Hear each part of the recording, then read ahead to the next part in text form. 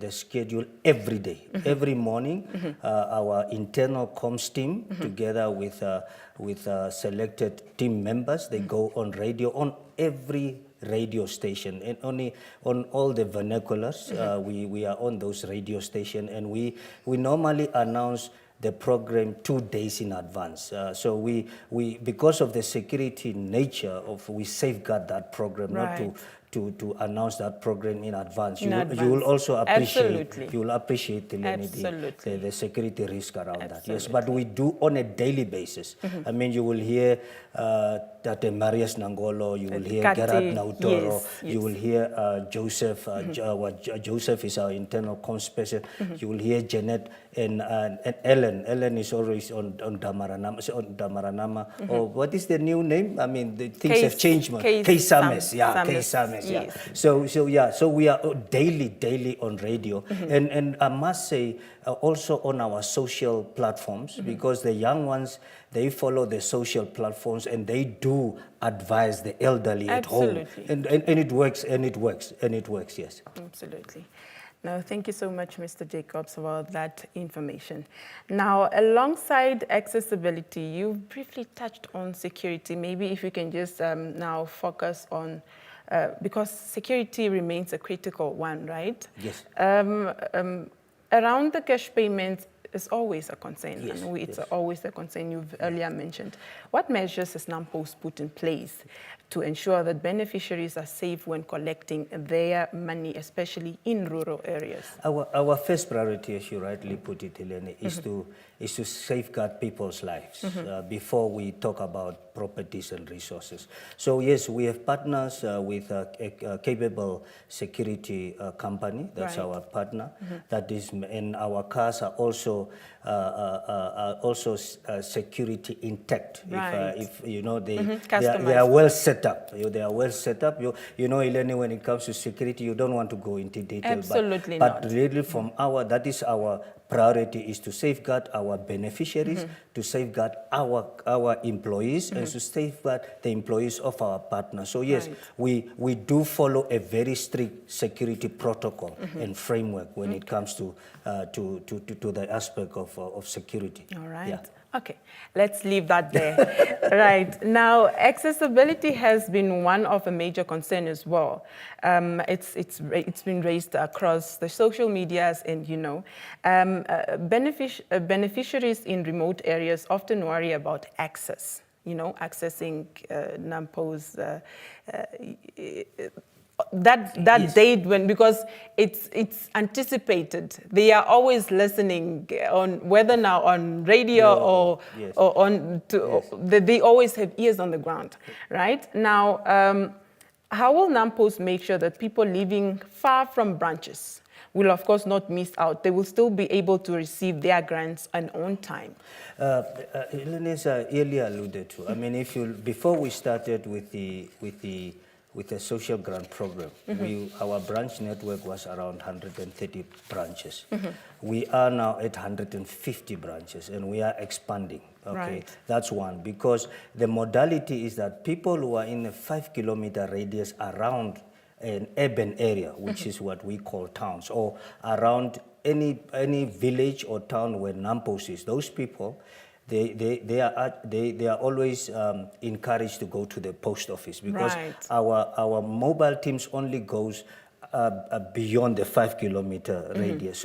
So beneficiaries who are in remote areas shouldn't worry, because we are following the same program like the previous service provider, because that program is set by government. The mobile points are set obviously through... They are already existing. So it's set by government. It's not NAMPOS who decides. It's government who say, there is a need, there are beneficiaries, we should go there. So we follow that program to the letter. So, and we announce, so beneficiaries must just listen to their radio station. The young ones, please follow us on our social platforms, and please relay the message to our elders. Yeah. So in terms of accessibility, it's actually my job to ensure that that our services are accessible. And thus far, 150 post offices. If you take on average, a post office have 2 counters, so it's over 300 counters. I mean, you have over 17 mobile vehicles, and each mobile vehicle have 2 dispensers. So for now, I think we are okay, but we are continuing, assessing. We are continuing, listening to our principals, listening to our beneficiaries, and so we improve. I mean, it's a work in progress. Absolutely. I think we are getting there, but there's still a few things that we should iron out, but we are getting there. All right. I love that you've clearly put it. It's a work in progress, right? We need to improvise on systems and practices that if something is not working, of course, we do away with that, and we take up whatever it is that is going to be working. Yeah, Eleni, on that, I mean, the one thing that our beneficiaries are worried about is the time spent in the queues. Yes, we understand. That's why we test our system that the transaction in the branches should be below a minute. The transaction. We test that speed, and we have a dashboard. If we go beyond a minute, then we interrogate what went wrong. But our target is that the transaction is below 1 minute, because the most important thing is to get people out of the queue and out of the branch. That's our aim. That's why our system performance is under a minute. Yes, unless it's an act of God in terms of there is rain, or unless it's electricity that is off. Yes, that is beyond technical circumstances. Yes, but what we are doing currently is we are pushing our system so that that transaction can happen below a minute, so that we can clear the queues. I really am drawn to that, because that is speaking to your customer service charter, right? Sure, the promises that you've made to your customers, and you are delivering on that. Yes. Indeed, we are. It's a commendable job that you are doing, and we appreciate the efforts that you are doing. But it's a learning curve, you said. It is, because at the beginning it was chaotic. We take cognizance of that. Right. But thanks to the comms team, what we really encourage our beneficiaries that stick to the in-branch program, because Eleni, obviously you can't pay everybody all at once. So what we are saying is we have a structured program. The first 3 days is for the old age and the disabled, followed by another 3 days for the children's grant, and then the last 2 days followed by the conditional basic income grant. So, and especially the young ones, the conditional basic income grants, likes to come in the first day and they disturb that program. So what we are saying is that, no, please stick to the program. So the other parameter that we put into the system is that the system is blocked. Right. The first 3 days is only for disability and for old age. And not if basic a basic income grant, you won't be paid. Right. And just to inculcate that discipline and to bring order in the program. And February was approved. That's why you couldn't pick up commotion. Right. And we thank the beneficiaries also that they adhere to the program. So they stick to the program, and then there won't be any problem. Absolutely. Because every house has rules, and that needs to be adhered to. Sure. Right. Thank you so much, Mr. Jacobs. Now, beyond safety and logistics, of course, clarity around registration is equally important and of fundamental importance, right?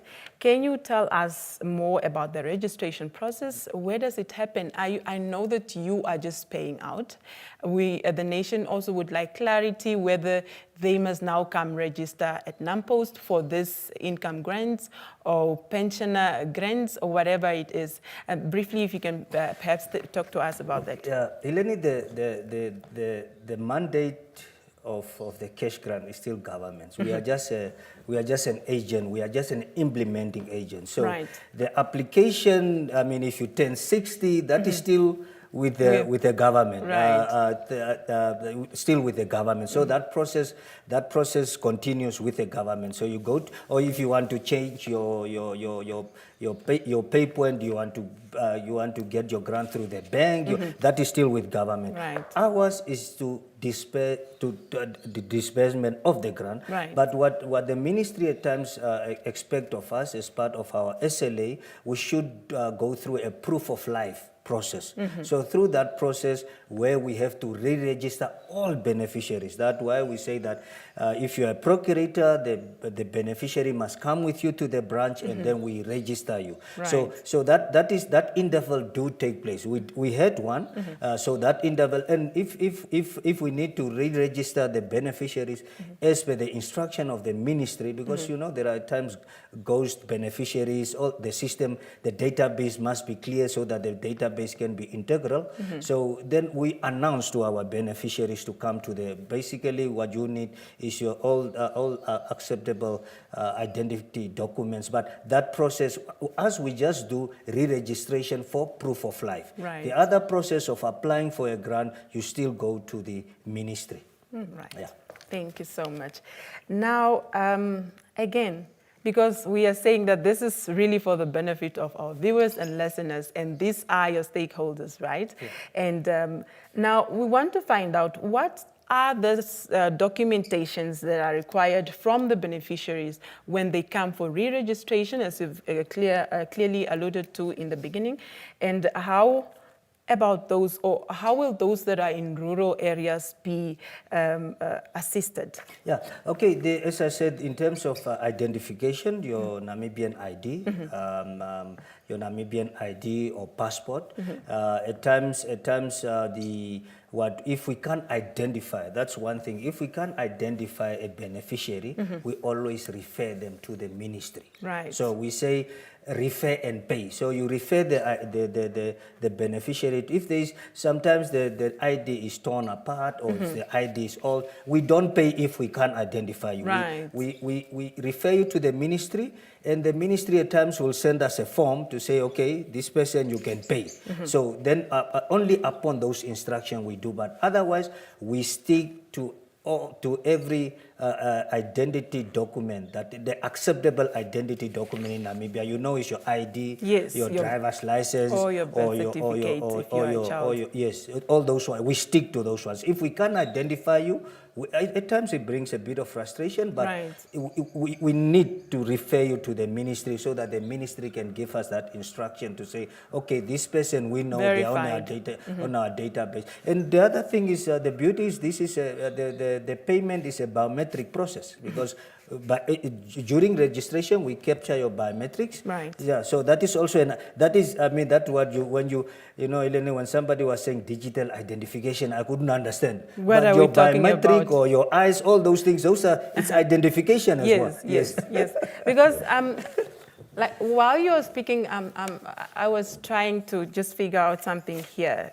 Think of, hypothetically speaking, it's an elderly person who can't probably write, or they need to sign, and now they probably don't even know how to sign, because we have such a community. Yeah, sure. So biometric comes in handy, so that they can just be assisted in that manner, as opposed to really forcing these old folk who can't. Elena, I challenge you one day, just go to one of our, during this payment period. It's very humbling. You find an old person there, all the 10 fingers are not working. We go so far to take the toes. So it's really very humbling, but it's really to ensure that this is Kuku Selma that we are paying, so that not then we pay Kuku Selma to Kuku Hileni, and then it becomes so we really want to make sure that the person who's collecting the grant is a rightful beneficiary for that grant. Right. Yes. Thank you so much, Mr. Jacobs, for that information. Yes. Right. Now, Namibia, if you're just tuning in, you are tuned into an information sharing session under the flagship of the Public Enterprises. And I am your host for this morning. We are talking social grants and pensioner payouts. And you too can be part of this conversation by following the discussion on our social media platforms, where we are currently streaming this show live. On Facebook, we are at the Government Information Center, the GIC Namibia, or alternatively, you can also stream us live on our YouTube channel. And we are at the Government Information Center, Namibia, the GIC, right? And of course, I'm keen to hear from you as to what contribution you would have for this morning's session, right? I'm sure in our families we all have the elderlies, if not the big income grand as it's called, the big, right? So you two can be part of this discussion. I'm keen to hear from you. Make or post your contributions in our comment sections on both the platforms that we are currently streaming this show live. Now, as we continue with our discussion in the studio, Mr. Jacobs, I'd like to find out beyond safety and logistics that we've mentioned, but we understand that this transition, the transition from the previous administration to where we are now with NAMPOST is not only about distributing cash, right? But it's also about strengthening financial systems. NAMPOST has introduced or is introducing new financial solutions alongside the grant payments. Could you briefly elaborate on the digital grant account and how this is going to benefit the beneficiaries in the long term? Okay, thank you. That's actually a good development for the country because as you rightly say, phase one was just to onboard, right? To onboard the beneficiary onto the NAMPOST ecosystem. They are now there. And as per the ministry mandate, then there's phase two is financial inclusion. Right. Okay, so it's bringing, because remember most of these people are unbanked, they are the unbanked. Right. You know? So it's like where you have to say, Helen, is to dignify the unbanked. So right. that's where the grant account is coming in. But the grant account is not a standalone account. This grant account is what we call IPP ready, is instant payment program or instant payment system of the Bank of Namibia. So right. Bank of Namibia, I mean, maybe to further the discussion, you must invite Bank of Namibia. Absolutely, we look forward to that. So Bank of Namibia has this system, what they call instant payment system. It's an ecosystem that allows a government to disperse, they call it G2P, government to people, the payment in terms of transfers, or business to people. So it's a whole financial inclusion ecosystem, right. where with this grant account, the beneficiary can transact to any financial provider that is going to participate within the IPP ecosystem of right. Bank of Namibia. So they can do cash in, cash out, you know. I mean, if the Pick and Pay of this world, you know, they have also financial service. They are at times also a financial service provider if they participate, you know. So it's opening up new opportunity for the unbanked to be able to, first of all, the grant account is a store of value. Okay. And then from that store of value, you can either, you know, send the money to any other person who has that, is P2P, person to person, or government to person, or business to person. So is that whole ecosystem. That's the window that if I have to put it that way, the window of opportunity in terms of financial inclusion that the grant account is opening. All right. Yes. All right. No, thank you so much. But on top of that, let me I must also sell my organization. Yes, so absolutely. On top of that, you know, NAMPOST also offer you know, affordable financial services, which is our you know, our insurance, you know, the funeral covers, you know, all this. So that will also open up for the, you know, not only, you know, to do also not only for funeral, but also savings for you to also be able to not, for the beneficiary not to spend all the money, but to save. Because NAMPOST, at the moment, we are developing those products to be enable the beneficiary to save for end of the year, you know, most what are the needs at the end of the year. So those are all the opportunities that the cash grant account will be opening up for the beneficiaries. All right. Let me just ensure that I understand and that we are on the same page, right? So what we are saying is that NAMPOST is now not only posting as a facilitator for paying out pension grants as well as the big grants and all the grants that the government is actually paying out to the nation. But you now also have you are at liberty to bank with NAMPOST, Yes. so that you save your money there, Yes, yes. and not necessarily just get your money and take it elsewhere. Sure. Because your cash grant account is a store of value. It stores your money. So yes, so your money is stored. Then you can decide. Do you send the money to somebody else? Do you withdraw the money? Do you, Or you pay keep in it. into that account? That's the you know, that's up to the beneficiary. But most importantly, is really financial inclusion, to bring them into the mainstream of banking and financial services. That's the window that NAMPOS is opening up, and that's true. It speaks truly to what the ministry wants to achieve in the Bank of Namibia, in terms of making, to include everybody in this into the Namibian financial ecosystem. Okay. Yeah. Now, sticking on to the accounts, right? What do I need as a pensioner, or as somebody who receives a grant with NAMPOST? What documents do I need to open this account? You've mentioned the store or account. What documents do I need to bring to be able to open that? The beauty with this, Eleni, obviously there is a separate law in as far as KYC is concerned, anti-money laundering is concerned. Know your clients. Yeah, there is certain requirements that in terms of onboarding. Right. But the beauty is that we have already the information of our beneficiaries, right, in terms of their identity, in terms of their biometric. So what we are busy with is to make the onboarding process as seamless as possible. Because with AML or KYC, the most important thing, you must be able to identify the beneficiary. But we have all those information. So what we are trying to do from our end, and I mean we are at an advanced stage, is to the onboarding onto the cash grant account, for that process to be seamless. All right. Yes. Now, for viewers and listeners that are tuned in, Mr. Jacobs here mentioned AML. That is just the anti-money laundering, and the KYC is know your client, right? Yes. Just in an event you're wondering what those terms are.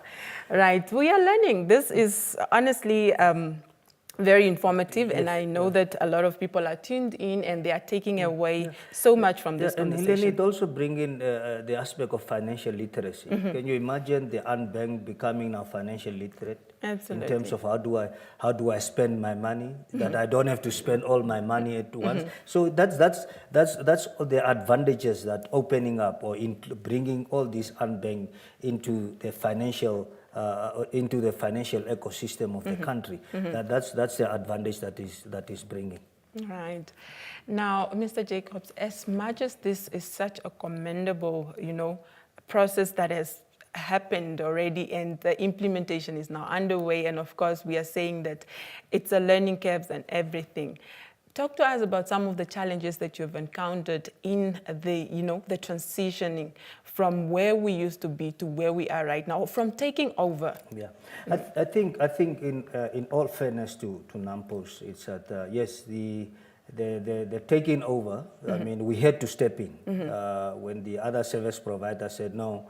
Because there was a window period for NAMPOS to prepare itself, but then government say, "Are you ready?" And we say, "Yeah, we'll try our best." I mean, if the principal calls, you answer. Yes. The nation calls, you answer. Yes. So we also we were cognizant of the fact that the beneficiaries are unsure. Is this thing going to work? How does it work? So we had overruns on our branches. I mean, I was myself during that period in Rundu. I mean, we had overruns on our branches. Our branches were just overwhelmed because the beneficiaries didn't understand that NAMPOS also have mobile teams. Right. So that's our branch capacity was just not there. So we had to appoint. I mean, with this process, we appointed graduates young people over 54 in across the country, so that they can to capacitate the branches. And as I said, we were almost 130 branches. We are now at 150, and we are partnering with community businessmen and women. You might, I don't know whether you have heard of a place called Kachina Kachi. I understand the Prime Minister is one. Yes. We partner with a business person there. Amber Boer is somewhere there in the south. Schlep, all these Groot Oop, all these unknown places. We partnered, those are what we call NAMPO's money market services, where we partner with a business person and then they offer our services on our behalf. So we had to capacitate our branches. There was an overrun. We had to open up new branches because as I said, we moved from 130 to 50. And the other thing was education, and I must really thank our comms team.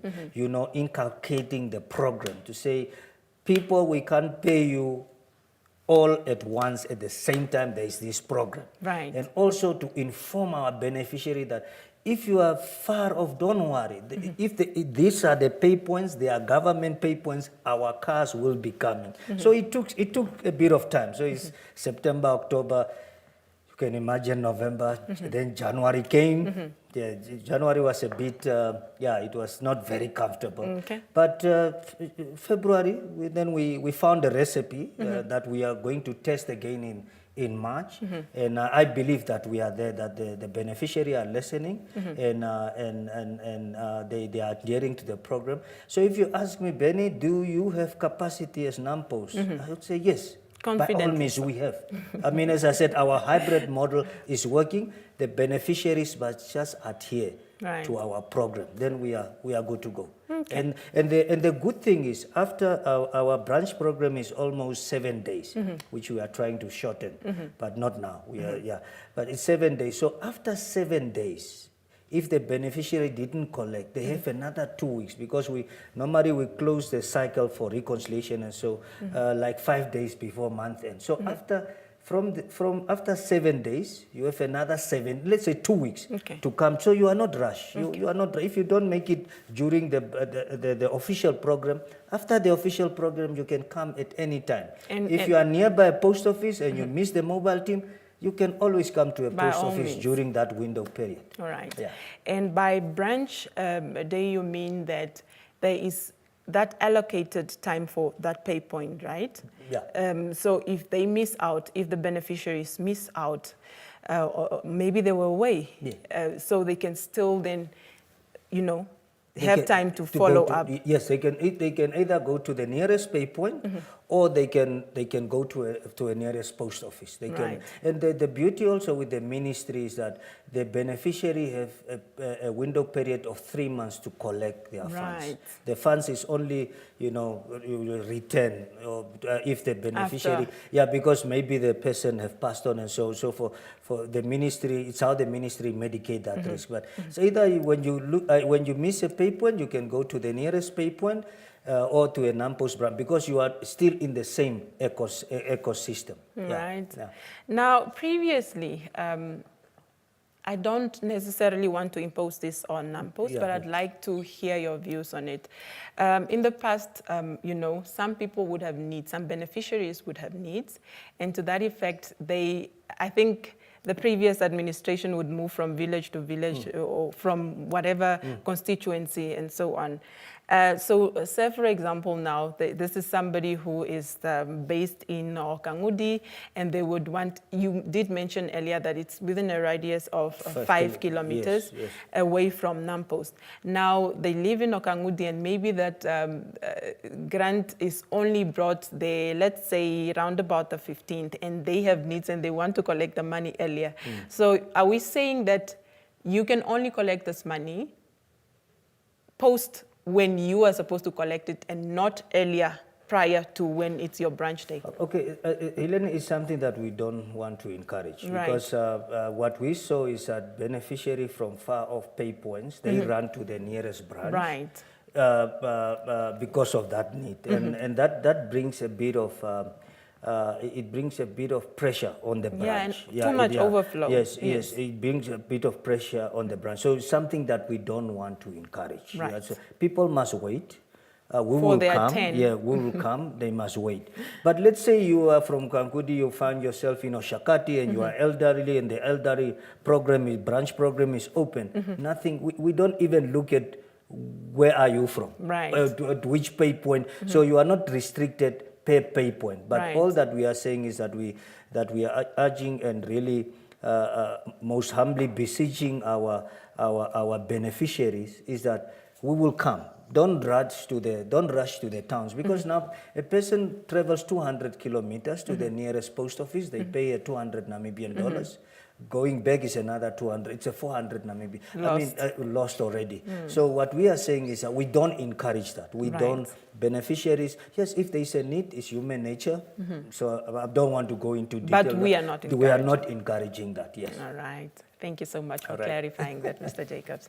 Now, of course, communications is key. And I am so proud of the way you are commending your comms team for the wonderful job that they have done, right, in creating awareness regarding this. But especially because you are dealing with this, your biggest stakeholders are the elderly, yes, right? Yes. And vulnerable groups. How is NAMPOST communicating with the public to ensure that everyone is aware of the in-branch and mobile program? Earlier on, you've mentioned that you go to the different indigenous radio stations. Because NBC is our biggest partner, right? And we are on every of their radio stations. So yeah, they are, the Keisames, the Rukwangari, all these Kati new names. Yes, Gandu, yes, and we also go to private radio station. There are Mulungas, all those. So because. I would say 99.9% of beneficiaries listen to the radio. Right. And they experience taught them that the message comes through the radio. But the other dynamic that we are seeing, as I say, and I'm commending the young people, the other dynamic that we are seeing, the young people also keep our social platforms, they keep an eye on our social platforms, and then they relay the message to their elderly. So, and that is good. It's working. So the message is getting to the beneficiary through the radio, and we also for platforms like this, so that the nation at large, our principals, our stakeholders can understand what we are doing. And maybe I know it's in-house, but if one have to tell, maybe one thing that our comms team is working on very hard is to tell the positive stories, because most of the time when you hear about social pensions or it's only when there is somebody negative in the queue, there is. But what this is that the experience is teaching us as well. In quiet times when things are going well, let's tell the positive stories as well. And that's something that our comms team is working hard at. And as they say, no good news is what's it? No news. No news is good news. So when it's quiet, then you know things are going well. But that time the comms team must also not be quiet. They must tell the positive stories. Yeah, because I went around with the people from the ministry. I think it was last week. They just wanted to check our branches, and they were quite satisfied. I mean, every branch we have a poster that indicates the next payment dates, the program, and so for now I think, Helene, we have the recipe. We must just fine tune it. We must just perfect it. Yeah, I mean it's we are human beings. Absolutely. Things are not perfect. I mean, queues will be there whether we like it or not. I mean, queues will be there, but we must, as I said, we ensure that the system is pumping. People must get out. Then you don't have problems that I need ablation facilities. No. Then you clear the queue. For us, it's really to clear the queues for people not to stand too long in the queues. All right. No, thank you so much, Mr. Jacobs, for giving us that overview. Indeed, there was an outcry from the public about the ablution facilities and whatnot, but you've just now... Yeah. I mean, also with shading, I mean, obviously, shading, we identified places. I mean, the comms team will be communicating. We provided those places with industrial gazebos, for shading. So we try our best, but Helen, as if I have to be an economist, they say needs unlimited, but resources are always limited. Right. So you won't meet every need, and we Not at once. Not at once. Right. Yeah, as I say, as we progress, we will improve. Where there's really a need, and it's it's really a pertinent need, we will see what we can do. And we must also remember these services don't come for free, neither for us or for government. Right. There are costs involved. So there are financial implications to these things, and people must really bear with us and understand that yes, as a public enterprise, for good reasons, the expectation is very high. Because this is a government entity. The expectation is very high, and we are cognizant of that, and we are trying by all means to meet those expectations, right, where it's affordable and where we can, where our resources are in a position, or where our resources can help us to meet those needs. All right. And we've mentioned right from the start that it's a working curve. You are, is it 4 months into this? Yes. 5? For now? Yeah, right. 4, yeah. Still brand new, if you ask me. Yeah. Of course, but the customer service charter says what? So this is exactly why you are working on minimizing the time that is spent there at the pay point, and you've made provision for shaded nets so that your customers are at least catered for while waiting for their grants. Elena, I always say, and I always say in the boardrooms, I can put my head on the block. If a beneficiary tells me that since NAMPO started paying out the social grant, they haven't been paid. Right. And it's because of NAMPO's fault. I can put my head on the block on that one. All right. Okay. That you won't find such a beneficiary. No, unless there is some paper problems and so, but not in terms of the accessibility and the service delivery. Right. Not in terms of those two elements. Okay. Thank you so much. Now, of course, this transition, like we said, is clearly a collaborative effort, right? Yes. It's not a one-man show. What role is the Ministry of Finance playing in this transition? And how is NAMPOS working with them to ensure that the project success, comes to surface? Okay, the Ministry of Finance is the principal. Right. It's a principal, and we are the agent. But how we manage this, we have a monthly steering committee meeting. I think this month is scheduled for Thursday. So we meet every month. We review the program. We review the process. So we meet on a monthly basis. But over and above that, the ministry and ourselves, we have an outreach program starting next week, where we are going to certain regions to meet the political leadership, to meet the traditional leadership and community leaders, just to engage, because engagement is very important on an ongoing basis. Right. So that's how we collaborate. So it's the ministry and ourselves, we collaborate. We have programs in terms of engagement programs, but most importantly to rope in the various community stakeholders. But we have a steering committee that meets on a monthly basis. Right.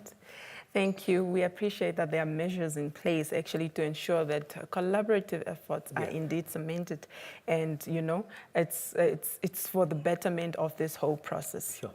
Right. Mr. Jacobs, we are slowly coming to the end of our discussion. If not, I have one more question for you before I can let you go. Now, I just wanted to find out from you, what messages or what message would you like to share directly with the beneficiaries who may still feel uncertain about this process, or at least perhaps may be anxious about this transition? What do you have to tell them to ensure that their needs are actually catered for? No, I must say, I must tell the beneficiaries that NAMPOS is capable and we have the resources to make this work. I think that's why the government is confident. Yes, at the beginning it was difficult, but we are getting there. So beneficiaries must just stick to our program. The ones outside town, wait for your mobile team to arrive. Right. Should you find yourself in town and there is a post office, by all means you can visit, but you need not to travel 100, 200 kilometers. We will come. The program, okay, the in-branch program, as I said, is 7 days, but it's open for another 2 weeks. So it's actually a 3-week cycle. The mobile team is actually a whole month. It starts from the beginning of the month up to 5 days before the end of the month. And once again, Helene, the pay points are chosen or identified by government. With their constituency councillors and so all these things. So this is not NAMPOS that decides. So and most of those points are apart from the ones that are around at post office, but the others in the rural areas, those pay points still exist. And we are visiting them, so they must just listen to the radio and just stick to the program. And as I said, at the post offices, yes, every post office has its own limitation. That's why we have a structured program, and everybody at the end of the day will be paid. Right. As I said, Helene, I put my head on the block. If it is accessibility and service delivery. And the person say, because of accessibility and service, I was not paid since NAMPO started, I can put my head on the block. That's how confident we are. Okay. Yes. Thank you so much, Mr. Jacobs. Your insights today will certainly help reassure the beneficiaries who perhaps had doubts or weren't so certain about the transition that NAMPOS has taken over their grants. Let me pause here to just appreciate you speaking to us this morning, talking to us, you know, clearing the air about a few of the uncertainties that have surfaced pertaining to this grant payout, and to appreciate the work that you and your team are doing to ensure that these beneficiaries are actually paid and that the process continue unhindered. Thank you so much for making time to come and speak to us. Let me also thank you so much, and especially the Government Information Center. This is really a great platform. Should you pick up something on your socials with regard to our conversation today, and you think it's pertinent and somebody needs clarification, do not mind to reach out to our comms team, and we are so open with communication, and we'll address the matter should that matter really need attention right now. Right. Thank you so much. Thank you so much, Mr. Jacobs. Now, Namibia, we've come to the end of our brief discussion, brief but quite insightful. As earlier mentioned, we were talking the grant payout by NAMPOS Limited, and I was joined in the studio by Mr. Benny Jacobs. He's the executive for Retail Channel, and he just cleared so much, you know, rumors that were actually circulating and ascertain us that the process is working. It's a work in progress. We need to extend grace to each other, and it's getting well, right? And he made a promise. The customer service charter clearly says that, and him and his institution are working towards delivering that promise. Thank you so much for tuning in. Please stay tuned. We have another episode coming up shortly from myself, Helene. Just please hold on for us.